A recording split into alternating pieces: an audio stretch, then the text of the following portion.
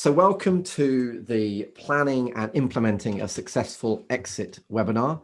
Thank you very much for dialing in early. As I've already explained, there's going to be 3 short presentations. So your three panelists or hosts this morning are Mike Matthews, solicitor from Roythorns, James McBain Allen, partner at Bishopsgate Corporate Finance, and myself, Charlie Redding, founder of Efficient Portfolio. And I'm not going to speak first, but I just wanted to kick things off because in my experience over the years, there was this kind of, the clients were always caught by the fact that they would be getting advice from multiple different sources. You know, they'd, particularly in the lead up to an exit, they'd be getting advice from a solicitor, they'd be getting advice from the corporate finance guys, they'd be getting advice from their accountant, they'd be getting advice from their financial planner. But often it was left to the client sat in between all of these different bodies to really make the best decisions for themselves. And quite often that advice would end up conflicting against one another, and the client's then torn as to which route to go down. So at Efficient Portfolio, we've been talking a little while about the concept of the trusted team approach. And so the trusted team approach is all about making sure that all of your trusted advisors, whether it be in the lead up to an exit or not, actually, it doesn't have to be for that, but all of your trusted advisors are working together. Because if we can pull together our expertise with all of our sort of different disciplines, and then formulate a more strategic approach for you as the client, it means that you can end up with far more cohesive advice, far better strategies, but also far less trauma and stress trying to work out which route you go down. So that's the way that that we've been working with firms like Bishopsgate and like Roythorns for many years now. And it just means that we can build produce a far more cohesive solution for our clients. So I'm going to kick things off by handing over to James, and James is going to tell us all about the process of the exit and what's going on in the market at the moment. So let me stop sharing my screen, and hopefully, James, if you want to, you can share your screen. Right, guys.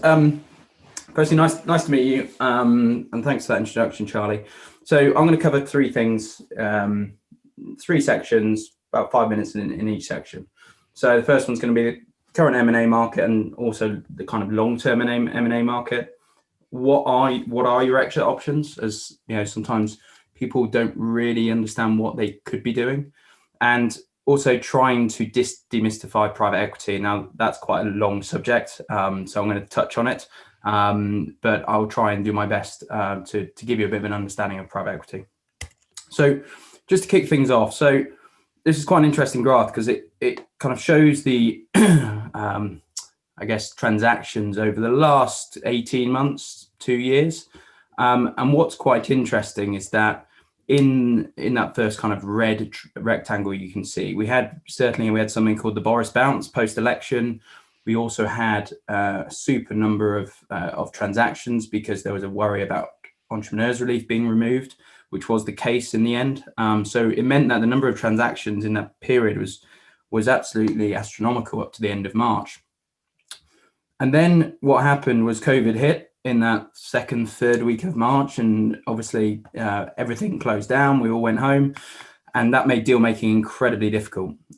So it really, and we kind of nicknamed it the COVID crunch, where it really decimated M&A for a good 8 weeks, if not a little bit more.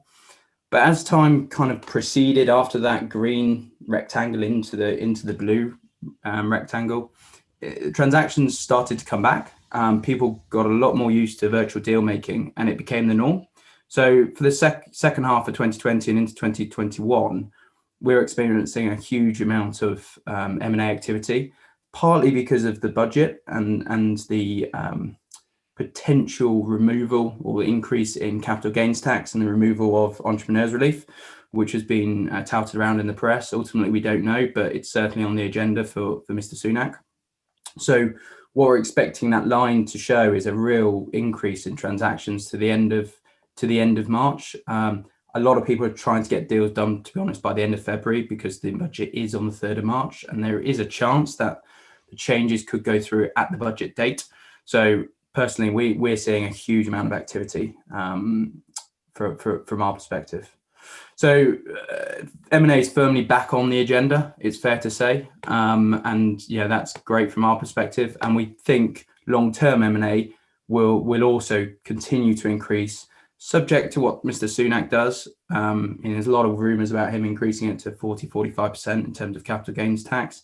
Will he do that? Who knows? We're hoping not. I think there will be an increase, but I don't think it will go to 45%. But I think there will be an increase in capital gains tax, and he'll probably get rid of entrepreneurs relief. So in terms of what's happening as well, you've got two main buyers. You've got the trade buyers, trade acquirers, both domestic and international, and also private equity. So both of those are on the hunt for acquisitions now. They have a trade of kind of repositioned themselves. You've got a really active international M&A market. We're selling 4 businesses overseas to China and America and to Europe at the moment. And that's ever increasing. And typically we're able to achieve a higher price for those as well, which is good. Private equity have only invested a small proportion of their 2020 war chests. And the way private equity houses work is that they have funds and they need to deploy them in order to get their returns. So when they haven't deployed them, it becomes a bit of an issue for them. So they are very keen to deploy capital, and we're seeing huge prices being paid for businesses because it's highly competitive. And also private equity houses are keen to back their portfolio companies to make bolt-on acquisitions. So long term, subject to the budget, then I think this will continue. And as the world becomes more globalized, consolidation in more and more sectors is going to happen. I guess what are we seeing in terms of sectors? I mean, pretty much the focus is on key sectors, but that's always the case with M&A. The question that people used to ask is, how did you used to perform during the last, or how did you perform during the last recession? Now it's, how did you perform during COVID? Because if you are a COVID resilient business, then it can be hugely valuable at the moment, because people, whether it's trade or private equity, are looking for those resilient businesses, just in case this situation either continues for many years, which we all hope it won't, or another situation like it comes through. So there are some very key sectors at the moment: technology, building products, healthcare. But really, it's about your own business. Have you got a good management team? Do you have strong cash conversion? Are you a thorn in your competitor's side that can really drive deal making in certain sectors? So I guess in conclusion, COVID has made deal making difficult in the first half of 2020, March to kind of May time. However, there's been a significant rebound of activity with a huge amount of pent-up demand. So we're expecting that to continue. We think there'll be a record amount of transactions up to the end of February, / March. And then we'll have to review and see what happens in the budget. We're all hopeful that the capital gains tax isn't going to increase to where that is, which I don't think it will, but I think it's going to increase somewhat. So onto my second section about, I guess, what are your exit options? And in my mind, we've got 3 potential exit options. And these are always fluid based on different businesses and what you're trying to achieve as an owner, shareholder, or as a management team. First one I'd like to touch on is trade. So a trade sale is where you're selling to a competitor, and it could be domestic, it could be international, it could be a listed business, it could be a private equity owned or backed business. And that's a really good way of crystallizing significant value for you. But it's not for everyone, because you might not be in a sector that has a lot of trade activity. But if you are in a sector like veterinary, like technology, like healthcare, building products, then a trade sale can really provide a fantastic opportunity for you guys to maximize value. And that's kind of my job to do that. But also it's a really good way of being able to do kind of crystallizing the value in your business, or the most of the value in your business. Second way is an MBO. Now, this can either be 2 things. It could be a bank-backed MBO, where you as an owner, shareholder, are going to your management team saying, look, do you want to buy the business? And you use your existing incumbent bank or a new bank to raise capital to buy out the shareholder. Now, that's fine. The shareholder will get a nice amount of day one cash, but then typically we call it debt and drip. So where they have some low notes and they'll be paid off for a number of years. Not typically the way in which you maximize value, but it works for certain businesses. And secondly, private equity backed MBOs. So this is where you might be going to a private equity house, or you might be asking your advisor to go to a private equity house, and the private equity house will team up with your management team to buy the business from you. And a typical example of that was when we sold Virgin Experience Days, which was owned by a lot of Virgin businesses actually aren't owned by Richard Branson. They're owned by individuals and they pay him a license fee. And Virgin Experience Days was owned by two chaps, Andrew and Richard, and they had a fantastic management team. And in that instance, Inflection, which is a quite large private equity house based in London, bought and backed the management team, and it enabled Andrew and Richard to leave the business on day one. But that's partly because they prepared the business on many years ago, 3 to 5 years ago, to enable them to exit the business, which is another point. And a third new point, it's not a new concept, but it's something that has certainly become more popular more recently, is an employee ownership trust. So you might have seen Richard Sounds did one of these. It's great from a tax perspective because it's 0% capital gains tax. However, it's not for every business. And if you're in an active M&A market, I would be advising you not to do it.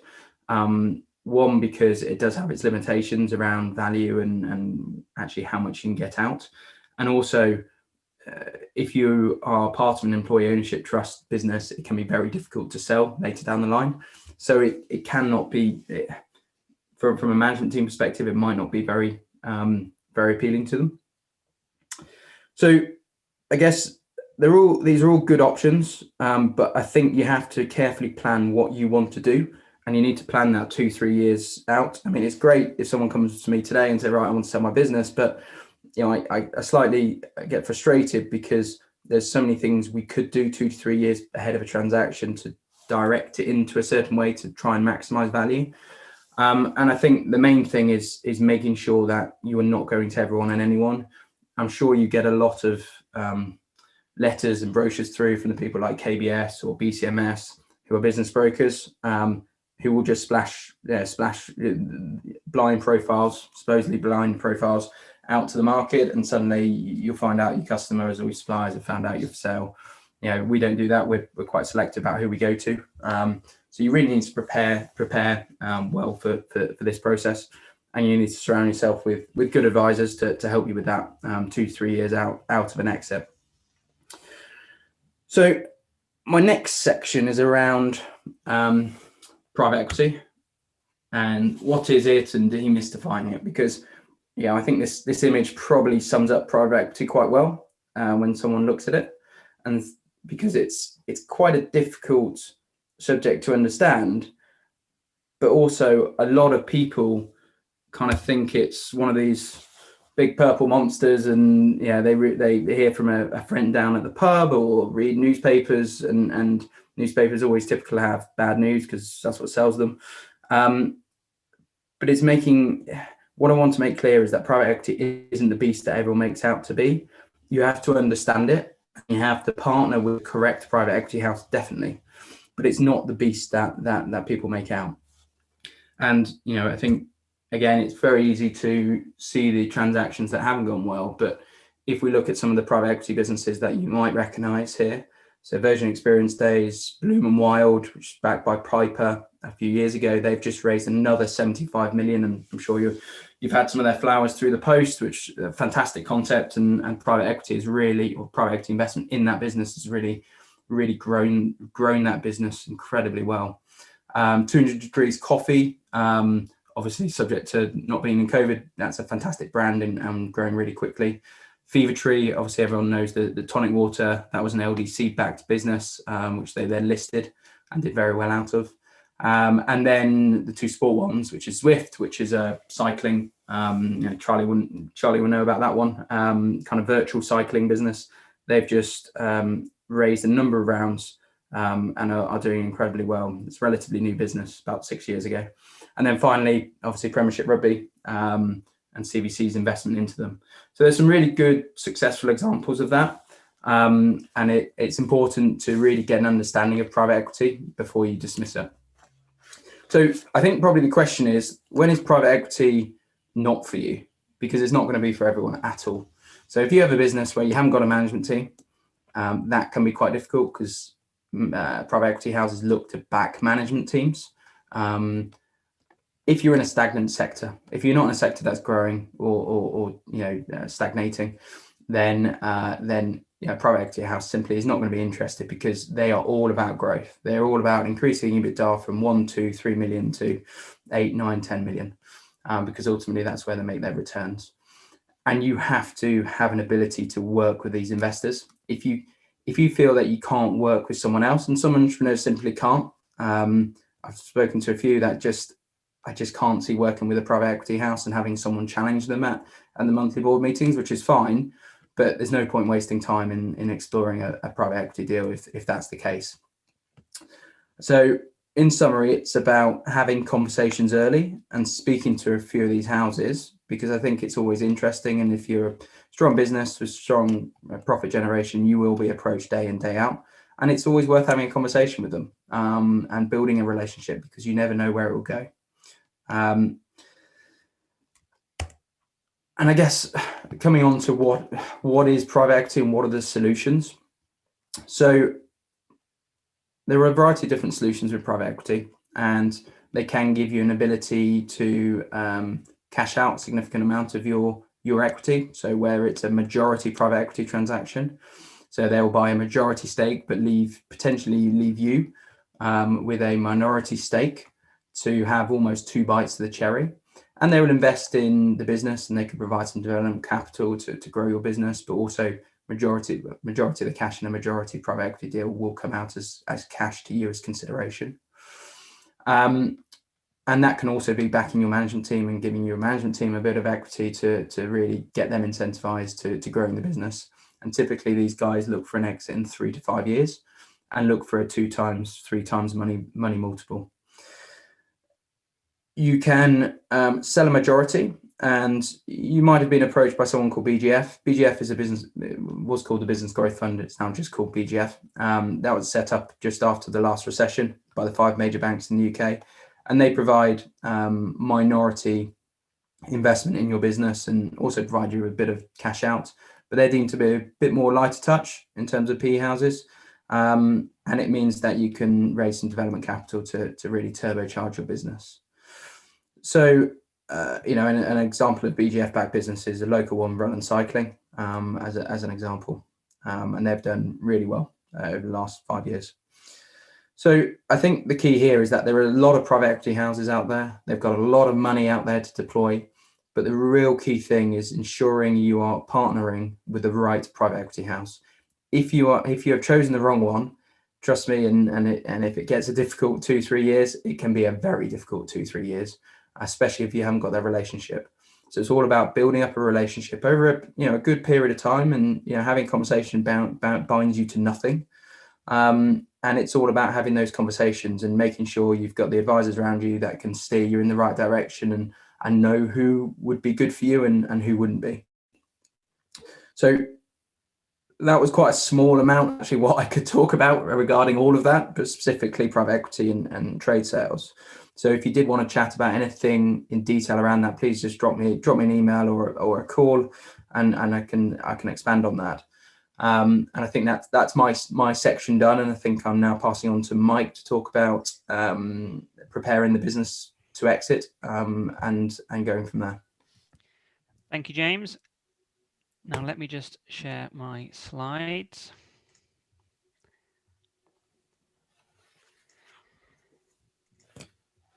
Now my slides aren't as pretty as James's, and they won't be as pretty as Charlie's either. My topic's slightly more vanilla, but so hello Very and welcome, Mike. Oh, but rather important, yeah. So as James and Charlie have said, I'm Mike Matthews. I'm one of the partners at Roythorns, and I specialise in M&A, and been at Roythorns for I think 12 years, and I'm older than I look.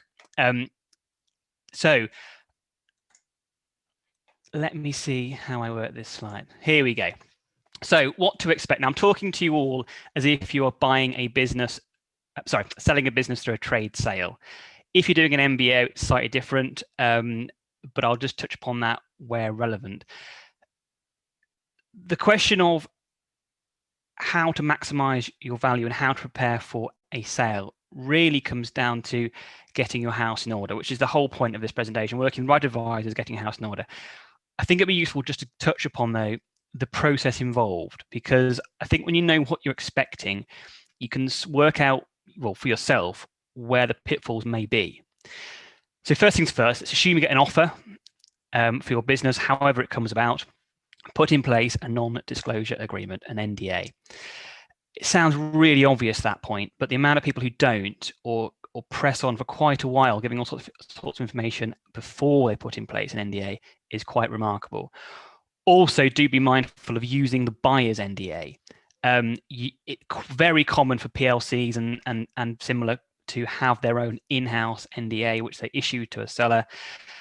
Surprise, surprise, it's not going to be robust as one that you provide for yourself as seller. It probably sounds obvious, but bear that in mind. You'll then move on to heads of terms, and ideally work with advisors preparing those heads of terms, but they are largely non-binding. They're just indicative to help the advisors to be able to prepare documents around it. And they will focus on things like price. They will focus on probably key terms, potentially around property, renewal of leases, and key employees who have to stay or don't have to, or are leaving, and that sort of things. But the bulk of heads of terms are nothing other than indicative. What is relevant in heads of terms is exclusivity. You are likely to be asked to be given exclusivity, and anything longer than about 3 months, you want to be careful of signing. Up to 6 months is quite normal, but the longer that period is, the longer you're locked out of selling your business to anyone else or even discussing it with anyone else. We often see people signing exclusivity periods of 12 months or more naively, and it should be as short period as possible. The buyer's position is naturally, well, we're about to incur costs in investigating your business. We need to make sure you're not selling it to someone else tomorrow, which is fine, but just be careful of that. Heads of terms will also talk about that the buyer will carry out such due diligence as it deems necessary, including financial, legal, technical, and commercial, and so on and so forth, and have very broad brush phrases such as that. It'll also talk about the buyer's lawyer will prepare the share purchase agreement, which I'll come on to, and that will include things such as customary warranties, limit indemnities, tax covenants, and so on. But just it would mention these points with no real detail, which is fine, but just the devil is in the detail, and ultimately just bear in mind that heads of terms are just very early stage indicative document. The buyer will then carry out due diligence and ultimately prepare the SPA. I'll go on to those separately. So, due diligence. Due diligence comes in various forms, and the one that the lawyers will be helping you with is legal. You're likely to also to have separate commercial due diligence and financial. So commercial will be quizzing you on your business, your markets, your customers, your products, and really what you do. Financial will be the accountants quizzing each other on whether your accounts stack up, whether your VAT is right, your corporation tax right, and so on and so forth, and making sure all that has been done correctly and your accounts show the numbers correctly. Legal will be an exercise which is carried out between lawyers largely, and the buyer's lawyer will send to your lawyer a questionnaire which is somewhere in the region of 50 pages long, and it'll have about 20 sections in asking everything about your business. Not everything, but it'll ask for information about the shareholders, the share history, the contracts, any historic contracts, employees, employment claims, the property, VAT, all sorts of things. But it will go through line by line, all sorts of questions, and you end up having to provide the buyer with a huge amount of information about your business. This is really where things start to get interesting, because the buyer will uncover things that aren't perfect in your business. And really, depending on your approach to where you've got to, and this is quite important from James's point of view about where the offer came from, whether you know what the company's worth, and so on. If you have someone approach you out of the blue and offer you £20 million for your business, pick a number, and you plow on with that potential buyer, you are much more likely to take a view if they start saying, actually, there's quite a few issues here. I'm not sure. Actually, we might pay 18 million now, not 20, or 5 million and 4 million. If you know full well at starting position that your company is worth at least 20 million pounds and you're going to have people queuing up to buy the business, you're in a very different position. So I just made that comment because due diligence will uncover things that the buyer doesn't like. It's very common for accountants to argue amongst themselves about who's right and who's wrong about various things. But ultimately, the buyer generally calls the shots because they're the ones in the strong position, and sellers tend to feel more vulnerable of wanting to just humor, at least humor the idea of what the buyer's point is. So there will be issues, hopefully nothing major. But this is really about getting a house in order, trying to foresee these as best as possible. And you will never be able to fully prepare for the due diligence exercise because any advisor's approach will be different. And whilst you may receive a questionnaire of 50 pages and how many hundred questions, they'll come back and ask for more questions after you've answered questions. They'll ask for more documents, and there'll be a drilling down process. And also, if they're quizzing your accountant, for example, on legal aspects, then even if your own accountant did an audit for you, if someone's arguing with them, well, clearly that wouldn't have come up pre-sale. But that's the process of due diligence. It's a pain in the backside. It will go on for somewhere between 4 weeks and, pick a number, 4 months. Some often alongside running the SPA, but it's very in depth. You will be thoroughly fed up with it by the end of it. You'll be quite irritated perhaps by the buyer and their advisors because they'll ask questions and questions and questions about points that to you are irrelevant, but actually to them are very relevant. Obviously, we're out for buyers as well as sellers, so we do all this on reverse as well. But there's good reason for why you drill down, particularly in legal. Assuming the buyer is happy with their findings of due diligence, and there will be issues that they flag, they then prepare the share purchase agreement, the SPA. I've just flagged a few points here, what that contains. Now, the SPA will be somewhere between 75 and 125 pages long, and it'll be made up of a few pages at the front which talk about the seller is selling, the buyer is buying, but the detail of all that then is put in schedules. So you have a whole raft of schedules which basically protect primarily the buyer. There's a lot of negotiation in an SPA because you need to be careful not to get the balance of power wrong. It's all about portioning risk. And so there's a various clauses and mechanics to deal with this. So firstly, on price, just touch upon this. The SPA, generally, you wouldn't sell a company for £20 million full stop. You'd sell a company in £20 million assuming it had no debt or had no cash, or assuming the net assets of the company were X, or assuming various things. So because of that, and because a company's bank balance and liabilities and creditors go up and down all the time, you then prepare completion accounts, which is a set of mock year-end accounts. So there'll be a schedule dealing with preparing fake accounts. They're not fake, but it's a fake year-end accounts. There'll also be some restrictive covenants in the document. I just touched upon that because as a seller, you're likely to be restricted to what you can do going forward.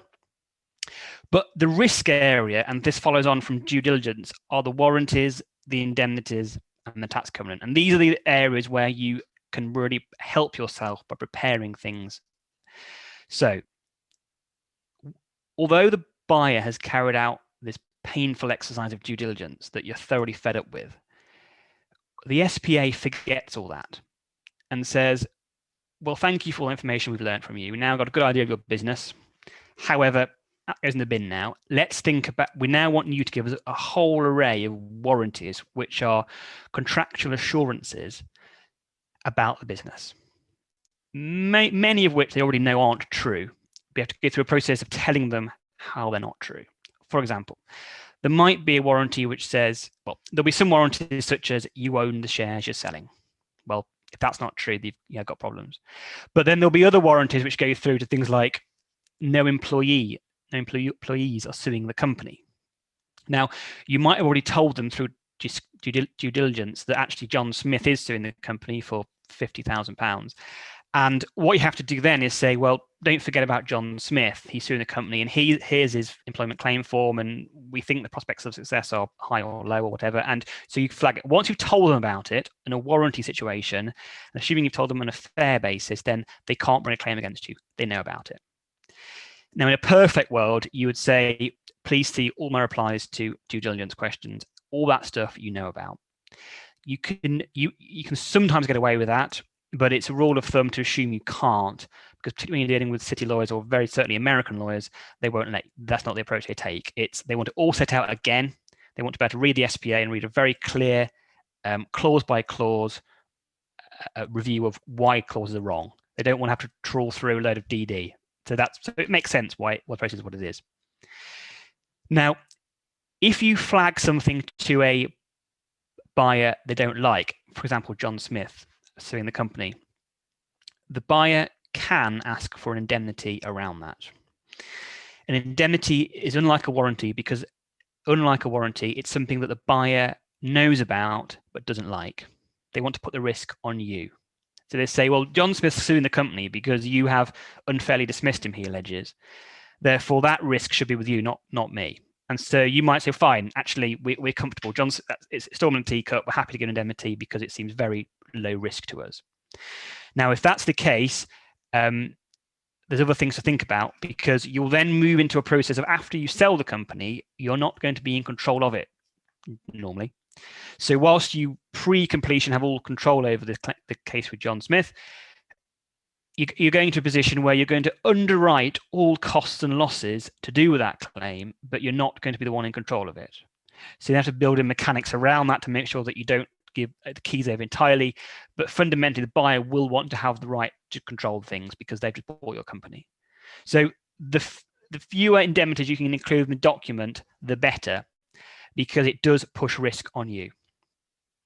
Now, we've seen a whole host of indemnity issues being put in documents, sometimes around tax. So there's a separate tax schedule to come on to, but things like EMI schemes, that's quite often they can fail, and there's issues around those.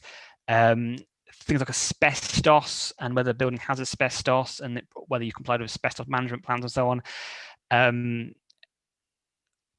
We see one very recently to do with a production company that was failing with obligations to comply with the EC markings and products, and there we had to put a whole load of stuff in. So as a seller, if you're a selling company and the buyer says, we don't believe you've complied with your EC kite marking of your product, for example, therefore we want you to underwrite any losses the company faces, that's a huge risk to that seller, because no one knows what loss could be. You might have been trading last 20 years, not quite fraudulently, but certainly with scant regard to compliance, which is a dangerous area to be in. So giving indemnities is part and parcel of selling a business. There will be some issues that you're happy to take a view on, but the wider those issues are, and the more uncertain those issues are, the more dangerous it is. And our job as lawyers is to make sure that you sell your business, get your money, and keep your money, and don't have to give anything back. As a buyer, they're obviously trying to do the opposite and ensuring they protect their buyer's position. Tax covenant I mentioned, only that there's also a schedule to a document dealing with tax, and that says all tax pre-completion rests with the seller. So the completion accounts I mentioned right at the beginning will also deal with that, provide for tax. But if anything comes out that would work, you're on the hook for that as seller. So the reason I go through that's quite a dry run through of the process, and going into detail of due diligence and going into the process detail of the SPA is all very academic. But the reason I'm doing this is just to show that you do go through a process of scrutiny. There will be issues identified about your business. So the key message to how you can prepare for that is trying your best to get those issues resolved. How you do that is a tricky one, because you can do vendor due diligence, you can do a standalone exercise to sort of a fake sale. It's expensive, it's timely, and it's quite painful. And also, you never get quite the interaction it would do with the third-party solicitor, because, as I said about accountants arguing or lawyers arguing against themselves, well, you're not going to get that if your advisor is telling you that what you've done is right. But that said and done, the more you can get your house in order, the better. working with advisors, I'm probably running out of time, aren't I? Working with advisors is also a key message. Not necessarily, I often feel like I'm trying to promote corporate finance advisors, and it's nothing personal to James or others, but if you're in a position where someone does identify an issue with your business and they try to have a price chip, because that's the alternative, should have mentioned this. If they see something they don't like, they could ask for indemnity and or ask for a price chip. They can say, crikey, we thought that business didn't have that issue, therefore we think the price should become X. And this isn't to do with trading or prospects, it's to do with legal or commercial issues.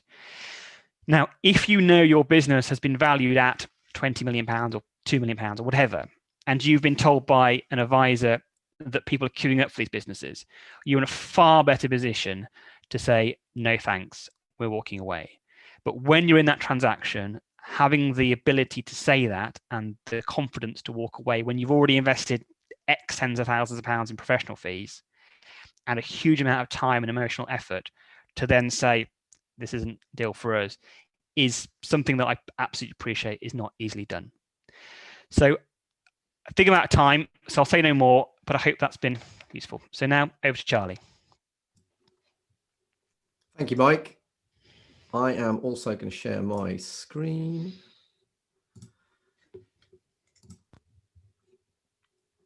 Okay, so if you're thinking about an exit at some point in the coming years, there's probably a load of thoughts that are going through your mind at the moment. You know, you're thinking, firstly, how much is enough? You know, how much can I accept for my business and know that I've got enough for the rest of my life, or for chapter 2, you know, version 2.0 of your life? You know, how much is enough? Because it's such a difficult question to answer. And you know the old saying, you know, the light at the end of the tunnel is the tax man holding the torch. Well, you know, you don't want to sell the crown jewels and then find that you're handing a huge amount over to the tax man and you can't live the life that you thought you could.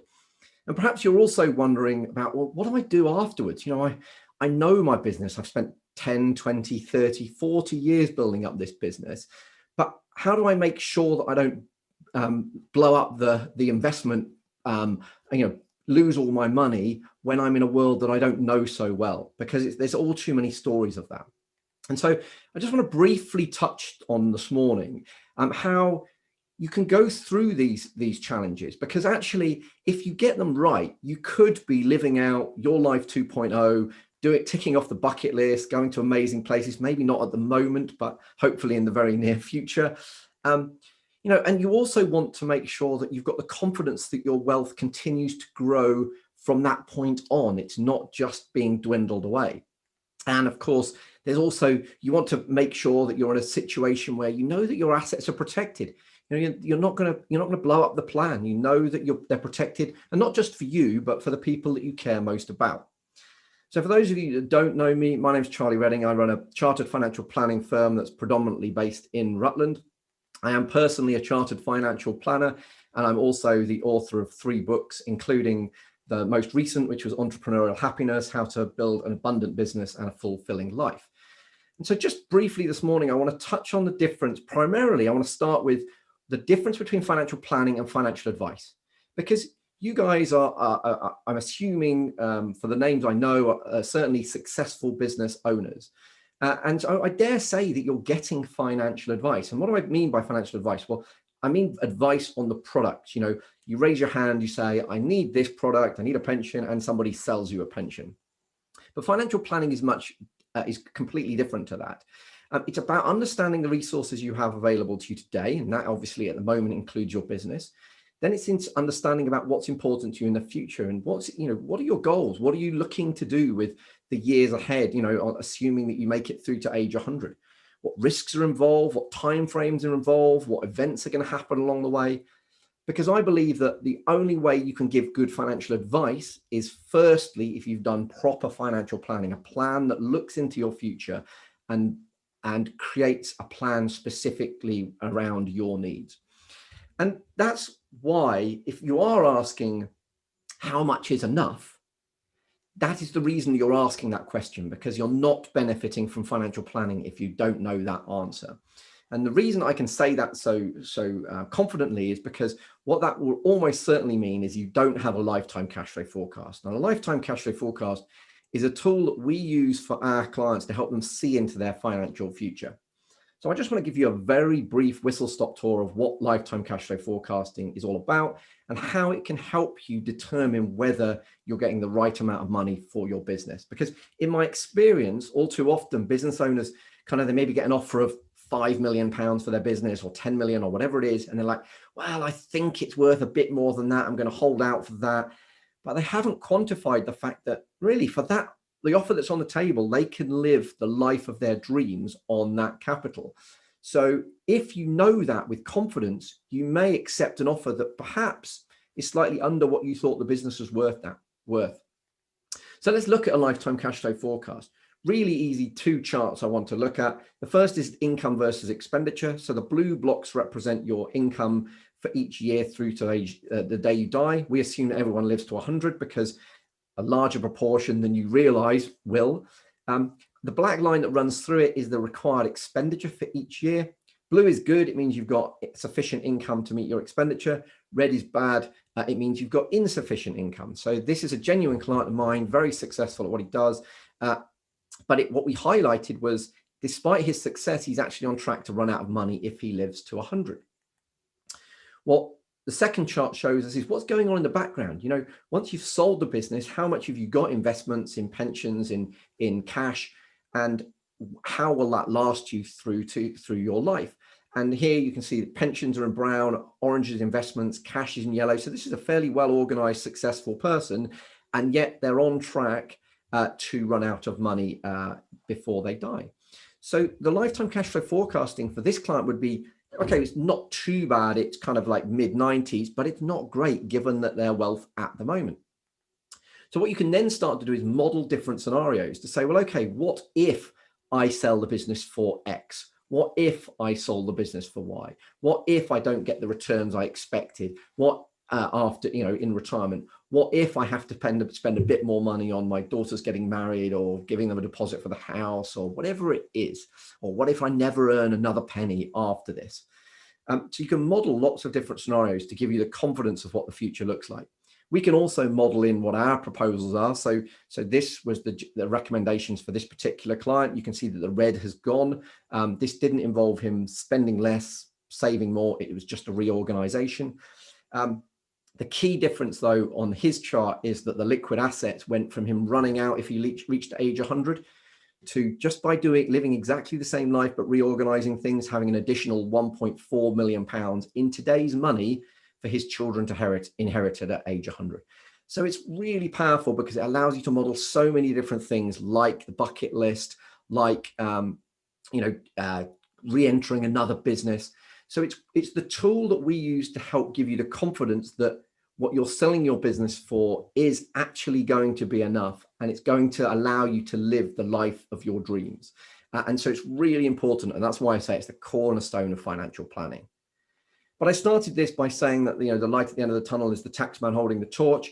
We don't want to hand a huge amount of our wealth back to the taxman, having worked really hard to create this for many people, what will be a single once in a lifetime event.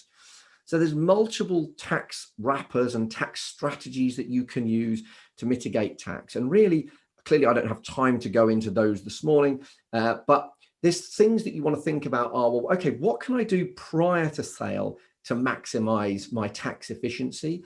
And what can I do post-sale to maximize my tax efficiency? And that post-sale piece is actually 2 stages. It's, right, how can I reclaim some of the tax I might have paid by exiting the business? And also, how can I pay little or no tax going forward? So we've got multiple clients that have been in retirement for over 10 years. They're drawing well over £100,000 a year in income, and yet they haven't paid a penny of income tax or even some of them capital gains tax through that time, because we got the strategies right before exit and post exit. And that is incredibly powerful because it means the bang for your buck that you get post sale is way better. And there's loads of different ways you can do it, whether it's saving income tax, deferring tax till you die. There's also inheritance tax to think about, mitigating capital gains tax, which James talked about, probably going, or almost certainly going up at some point, whether it's this March or not. I personally think it might be a little bit later, but there's no telling, is there?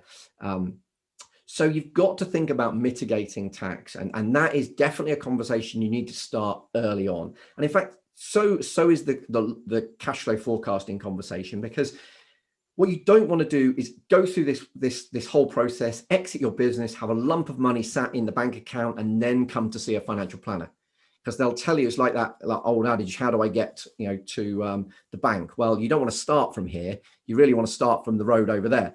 So you've got to get involved early on, even if the final piece I'm going to talk about then sits and waits, because we've got to get the tax piece sorted out and give you the confidence through cash flow forecasting.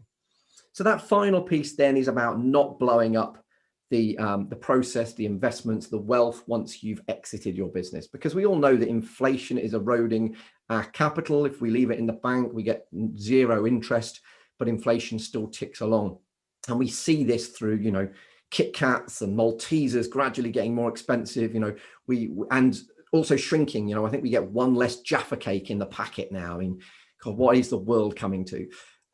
So we've got to be really careful with our money. And we've spent all of these years knowing our own business, as I say, 10, 20, 30, 40 years, becoming the expert in our business.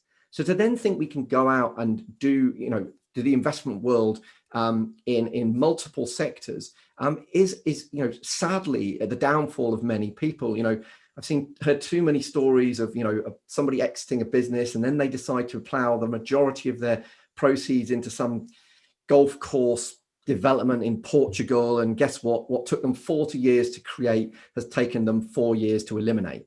And so you've really got to be careful with how you do this. And to steal the words of Warren Buffett, asset allocation, the spread of investment, is the most important investment decision you ever make. Also, to steal Warren Buffett's words, he says that diversification is your only free lunch. So it's absolutely vital that once you've got that money, you spread it around in such a way as to get you the best returns possible. So an efficient portfolio, but for a level of risk that you're comfortable with. And that's really the key. And so I obviously haven't got time to go into what that would look like in detail, but it's that diversification play. If you get it right, it is your only free lunch.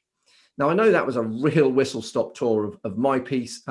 If you go to our website, there is a webinar, a recorded webinar that you can watch called An Entrepreneur's Guide to Financial Planning, which will give you a little bit more detail. It's not specific to exiting, but you may find it helpful. Also, if you go to charlieredding.com, you can download a free copy of Dream Retirement. You can download a free copy of Smart Money. You can only download the first 3 chapters of Entrepreneurial Happiness. My publisher won't let me give you any more of that for free. But you're also really welcome to email me as well at charlie@efficientportfolio.co.uk. Today's not the time to be, on a webinar. It's not the time to be talking about your own specific situation. Clearly, confidentiality is absolutely vital on these things. So if you want one of our free financial breakthrough calls with one of the chartered financial planners at Efficient Portfolio, just drop me a line. You'll get a follow-up email from all of us anyway, but let us know. You can have a conversation with one of the chartered financial planners and make sure that we can understand what's important to you and how best we can help you. So that's my piece. We're Efficient Portfolio. It's all about creating a better future through inspirational financial planning. I hope that's given you a little snippet as to how we can do that through proper financial planning, not through financial advice. And what I'm going to do now is let me stop sharing my screen so that you can see the whites of our eyes. Does anybody have any questions? Well, we've actually got a couple of questions that are already typed in, so thank you for that. The first one is, at what time would a seller do comms and consultation with staff? That's for me. There's 2 comments on that, or 2 questions linked to the same thing about Chupi. I think just for the purposes of the answer, I'll just start at the beginning quickly about the difference between a share sale and an asset sale, because it's relevant to that question. So the second question was, does Chupi apply? So Chupi, perhaps you all know, is transfer of undertaking provisions to employees when you sell a business. Now, if you sell a company, i.e. the shares in the company, which is how we were speaking earlier, or I was speaking earlier, Chupi does not apply. the employees' ownership, the employer of those employees has not changed. They carry on as they were.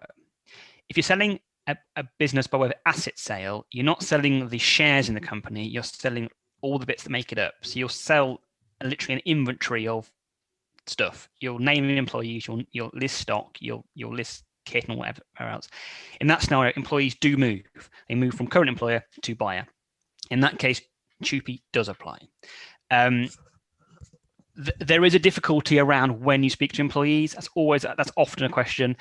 It depends on the size of business as to when is the opportune moment for that. And it depends how the sales taking place. Obviously, if it's an MBO, management buyout, then more employees will know from day one anyway. But you certainly in a CHUPI scenario have to follow a consultation period. You have to give them reasonable notice. Rule of thumb is about 21 days. In a company sale, you can do it the day you sell, if you wish. So it's managing your workforce. It's also the fact that the buyer will have expectations that your workforce continues. And if the relationships are so good with you as seller that might become fractured after the sale, then obviously there's going to be an issue there to balance the risk of managing that. So there's no real answer to that other than if it's a CHUPI process because of an asset sale, there's a process to follow. If it's a company sale, it's whenever you like. Fantastic. Thank you, Mike. If anybody else has got any, there is another question which I'm going to come on to in a second. If you just, you've answered that second question already, haven't you? Yeah. Oh, well done. So if anybody else has got any questions, here we go. We're going to type them into the chat box and we will answer them, or raise your hand and we will come to you on audio. So I'll read out the questions, shall I? So more on a comment than a question. I'm at the start of my own business. This information should be compulsory for all new business owners when they start.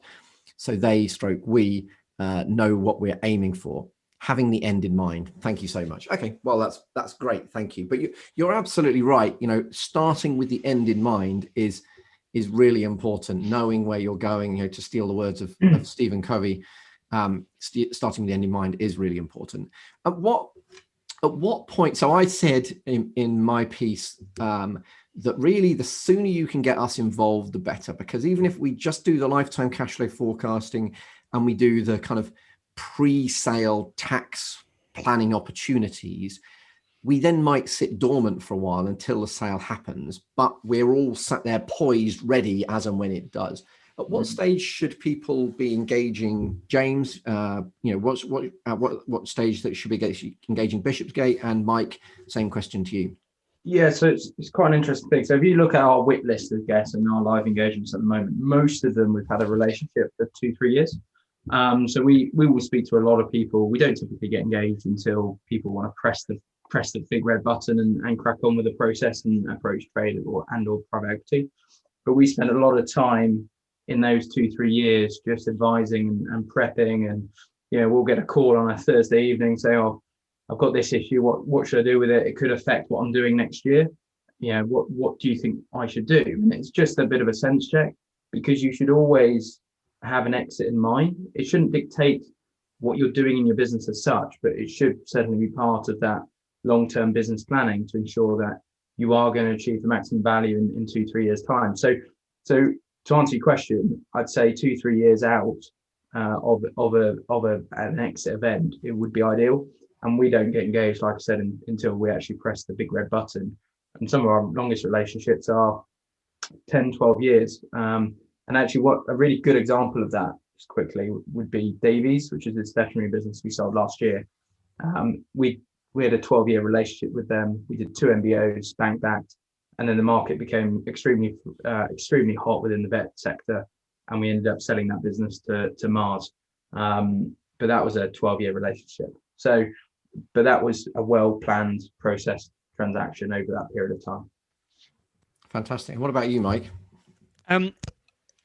Tends to be a little bit different because we tend to have a more of a continuing relationship with clients anyway, or we hope to have. So we often have been involved with clients for a long time doing their day-to-day legal work, and it's on the back of that we may get asked, do you do M&A? Well, absolutely.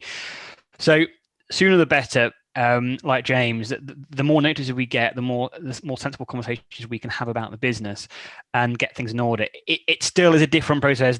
There's very few businesses who say, I'm thinking about selling in 5 years' time. Let's spend £10,000 reviewing papers to see how things look, because that's not the way people work. But it's just really making sure we have the mindset to sort of have it on everyone's radar that's coming up, because it might impact certain decisions. It might impact length of lease, terms of lease, recruitment generally of chairmans and MDs and so on, and all that side of things. It will have an impact. So the more your advisors are aware of your end goal, the better. One thing that does spring to mind, sorry to sort of jump off point, is talking about MBOs. And I just think it's opportune to say this, that with an MBO process, a lot of the process is very different to what a trade sale would be. So you have a much more, depending where the funding comes from, and putting the bank to one side, it's a lot more light touch as far as warranties and indemnities and so on goes. A point that I mentioned, well, my whole piece really about being prepared for risk. So with an MBO, the price tends to be lower, not necessarily a lot lower, but lower. But the seller's risk tends to also be a lot less. So I didn't put that in my presentation, but I just made that comment.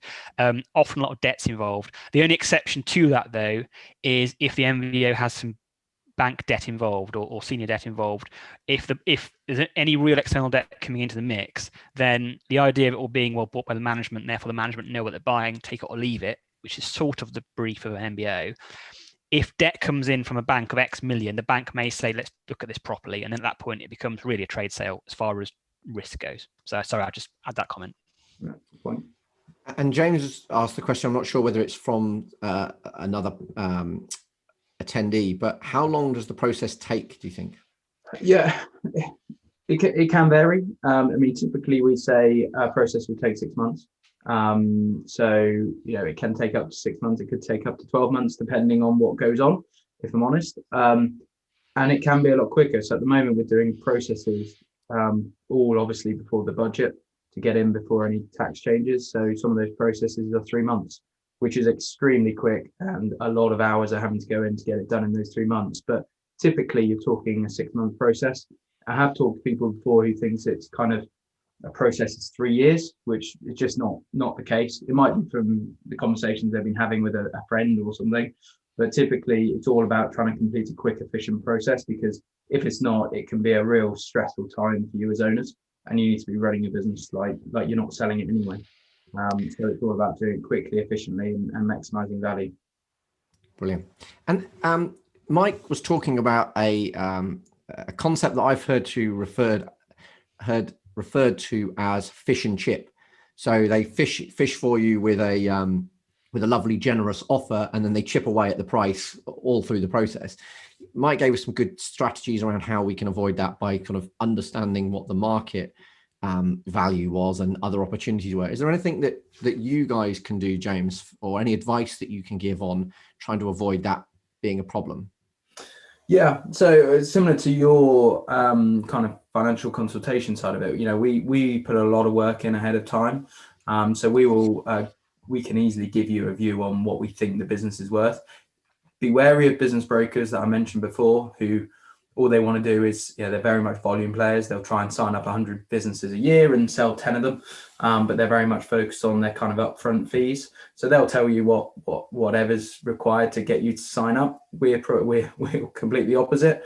I've had not arguments, but I've had stern talkings with business owners who think their business is worth 10 million when in reality it's worth 5.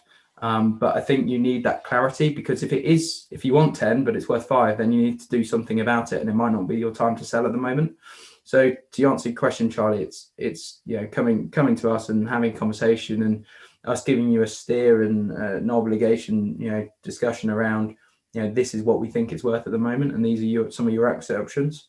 And it's quite a scientific thing, which is obviously quite number driven, but it's also kind of our gut feel of over 100 years of corporate finance M&A experience within Bishopsgate. Fantastic, thank you. And another question that's been asked is, if you're selling a retail business, what's the ideal length of remaining lease that you should have? Cool. Good question. Good question. Anyone know the answer to that? That's not my bag, I don't think. I mean, it's like depends on the business, doesn't it? But if you're a buyer, then it's like it depends on what you're buying the business for. Do you want to roll out that retail business, and therefore the lease is really important? Where are those based? If you've got another retail unit which is next door to this unit, you might not want it, etc., etc. So quite a difficult question without not understanding the detail around it. You got thoughts? Yeah, my thoughts are it's all about risk, really. So it depends, as James said, it depends how easily replaceable that unit is. So if you've got a premises in, let's assume Stamford High Street, because I'm Stamford, then if that's very valuable property and that may come to an end in 2 years, and that's what you are selling as your business, well, you've got to be realistic. That's going to suppress value if there's no guarantee that's going to be renewed, if that is essential to your business. If, however, there's 2 or 3 a penny at the moment, which probably is right now, then it's a different market. So it's really following common sense, I would have thought. And equally, might be some sense in a buyer wanting to change your premises for whatever reason. So it can cut both ways. It really is a conversation with the buyer. Fantastic. Have you guys got any other questions? It doesn't look, or has any of the attendees got any other questions that they wanted answered? I've got a question for James. Only just a quick one. I think we're seeing the COVID Ebitda adjustment occasionally. Is it worth just passing comment on what all that is about? Yeah, it's quite interesting. So we all us guys look at Ebitda, earnings before interest, tax, depreciation, and amortization, and we'll always try and sell a business on an underlying Ebitda, i.e., is there anything we can add back in the business that you've been spending that will not be spent going forward? So I've seen everything from racehorses to shooting days to planes to cars, etc., going through businesses when everyone does it. But our job is to try and explain to the buyer or investor, look, this is the Ebitda per the accounts, and this is the underlying Ebitda of the business going forward. Now, the biggest issue we have at the moment, the biggest challenge is COVID. Is what is that impact? Because that's COVID has. Okay, some people have done really well in COVID, but most people haven't, and there's been an impact for 2 months. So if you're thinking of doing something this year, then what we would need to do is really understand what that impact was and whether it's quantifiable. Because what we'd like to try and do is add it back to the Ebitda. Now, you have to be sensible. You can't just add back, and double your profits type thing. It has to be sensible. It has to be quantifiable, because the last thing you want to do is present to a number of buyers who are making a bid off this underlying Ebitda, a number that won't stand up in due diligence when you've got, PwC, EY, or someone like that coming in and looking at the numbers. So it needs to be sensible, but it's something that we are seeing as well, Mike. We're wanting to do it because that's how you maximize value, but you do need to be sensible around it. And if you can evidence it as well, the further we go past COVID, the better, because it's evidencing actually it was one-off blip, and for most people it will be. But yeah, we've got quite a few live examples of that at the moment, and actually sometimes it can work against you because some industries are having COVID positive impacts, and therefore your profits are much higher than they normally are. So therefore you've got the other challenge the other way. Yeah, I think one final comment I have is to everyone is about being wary of the buyer. That sounds awful for me to say that, but we see it an awful lot where the buyer, particularly dealing with a big buyer who's an M&A team in-house, the charm offensive at the front end is incredible. They're effectively salesmen. They lure you in with all sorts of promises about all sorts of things, and that can be really quite misleading, because fundamentally there's a very strict process to be followed for a very good reason, and it can get quite nasty. I think more so when there's someone at the front trying to be really nice to you, and then our lawyers, often big city lawyers who have a certain quite aggressive approach, behind the scenes really ripping apart. We had one very recently where the relationship was fantastic throughout, and within a few weeks before completion, when it was on the right edge of completion, that good guy turned pretty nasty, and all of a sudden you're on the cusp of it, and it's like, whoa. So I only say that in the context of make sure you have the right advice throughout. Be wary of the sort of the salesman front from the buyer and what they're promising you, because it's all up for grabs, and unfortunately until the ink's on the page, things can change. So just bear that in mind. Sounds like good advice. And there is one more question that's just come in. Is there a rule of thumb for valuing a business according to Ebitda or turnover? Very good question. Us corporate financiers, as M&A advisors, use Ebitda multiples as a proxy of valuation. Ultimately, if you've got a willing buyer and a willing seller, then you can come up with some kind of Ebitda multiple. And some businesses, I've sold before at 20, 25 times Ebitda. Now that's not the norm. Normal, if you say gun to my head, normal for any business is maybe 5 to 6 times. But it's about knowing your specific industry and what you're selling into to understand whether you're getting a good value or not. So is there a rule of thumb? No. In certain industries, for example, technology, you sell on a multiple of turnover that you can easily calculate and a multiple of EBITDA, but typically it's a multiple of turnover. And because most of them are loss making. Well, that's the point. Or they're making £10,000, and I've got one at the moment in EdTech, and we're selling it for many millions, and it doesn't make any money. So the EBITDA multiple is ridiculous, and revenue multiple is something like 5 times. So it's quite interesting, but it's sector on sector. Manufacturing businesses, you don't typically sell on multiples of the turnover. And consumer food businesses, you can sometimes sell for multiples of turnover because it's deemed to be recurring. Like if you think of ketchup, tomato ketchup, Heinz, then you buy it week in, week out, and it's almost like a SaaS model to an extent. So to answer your question, no, there's no rule of thumb, but we understand what industries where you get the really high prices for, and you can get to a revenue multiple, which is obviously nirvana if you can get there. Is there anything you can do to crank up that multiple? Any simple? I mean, I know there's lots of complicated things, but is there a simple thing that you could say, well, if you were going to do one thing, that's what I would look towards? It's a good question. Well, it's about understanding and helping the buyer or investor understand the market opportunity. Because it's great to say, look, I've got a business making £1 million. Here we go. What would you offer me?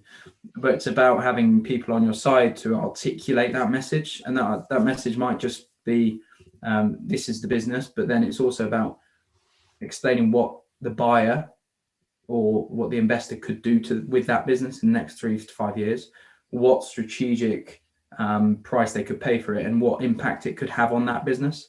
So I'm selling a business at the moment to a very large US corporate, and the business I'm selling gives them an additional revenue line, which will allow them to divert traffic from their main website into this new business, and it could have an astronomical increase in terms of their profitability as a group.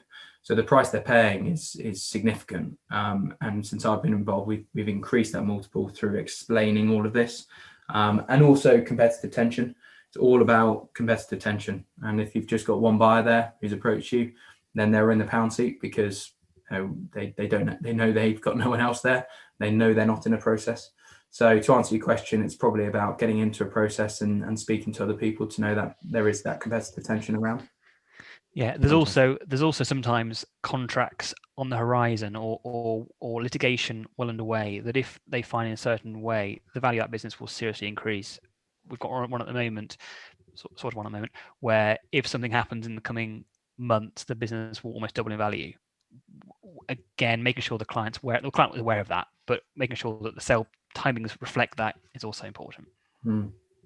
Fantastic. Brilliant. Well, if there's no other questions, thank you very much for dialing in, everybody. I hope you've got some good ideas from that, some good value, and I hope it leads to a successful exit in due course. I'll get my team to follow up with all of our slides, all of our contact details, so you can get in touch with any one of us if you would like to. But yeah, thank you very much from me. And thank you very much from me. And like I said, please pick up the phone or drop me an email if you want any further expansion on anything else. Yeah, thank you from me, and the same. Thank you very much. Have a good 2021. Thanks, guys. Cheers. Thank you.